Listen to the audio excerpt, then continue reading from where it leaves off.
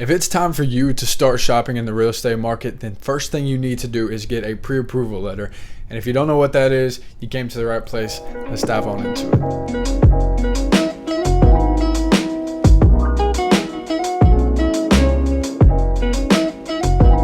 What's going on, everybody? Welcome back to another video. In the last few years, there has obviously been an influx of buyers in the real estate market due to the lower interest rates that we previously and still somewhat do have. And in that time, having buyers with pre-approval letters became more important than ever. The reason for that is a pre-approval letter separates a serious buyer from an unserious buyer. And when there's such an influx of people, as we've seen in the last few years, wanting to look at houses, it's important for those people who want to see the houses to have a pre-approval letter. So if you're thinking about buying and you don't know what a pre-approval letter is, once again, you came to the right place. We're going to talk about it today. We're starting a new series called The Fundamentals, where we're going to break down the core things that you absolutely will see in a real estate transaction, whether it's on the buy or sell side. Obviously today, starting with the buy side, with the pre-approval being first. So let's go ahead and jump in to what a pre-approval is, how you get it, what it shows, and how it separates you from other people. So you think it's time for you to start looking at houses. That is fantastic. The first thing you're going to want to do is get a pre-approval letter. So in order to do that, you're going to have to get in touch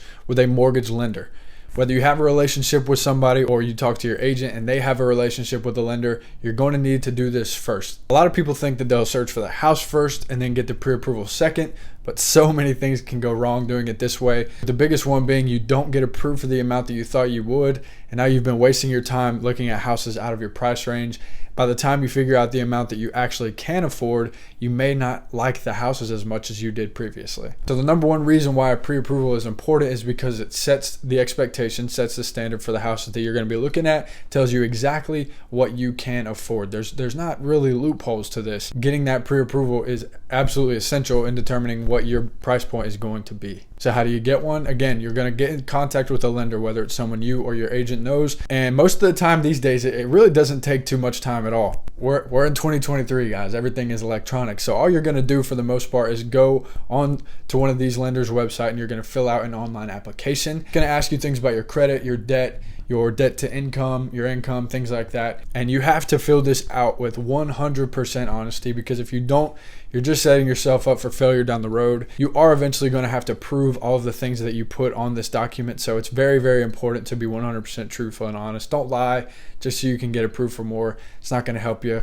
Your loan's not going to get approved and you're going to be back to square one. Once you get this submitted, your lender's going to take a look at the application and use software and formulas that they have to determine exactly what you're pre-approved for. Once you have this pre-approval, now you can go with your agent and start shopping for a house. There are even some houses and some sellers out there who require a pre-approval letter just to go see the house, so they know they're only letting serious potential buyers into the home.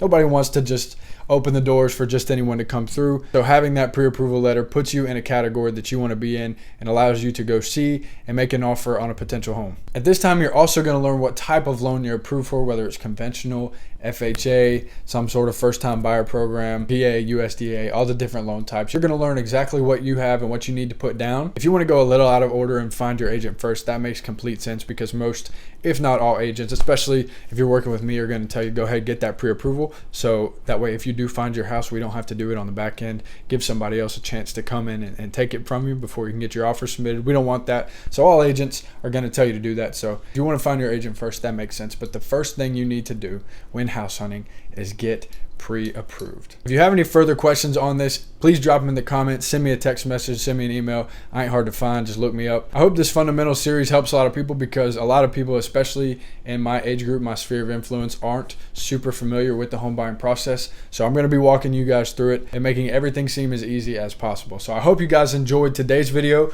on the pre-approval. If you're wanting to get pre-approved so you can start shopping for your first home, of course, give me a shout. Otherwise, please don't forget to like and subscribe to the channel, guys. I would appreciate it. Thank you so much. I look forward to seeing you in the next one.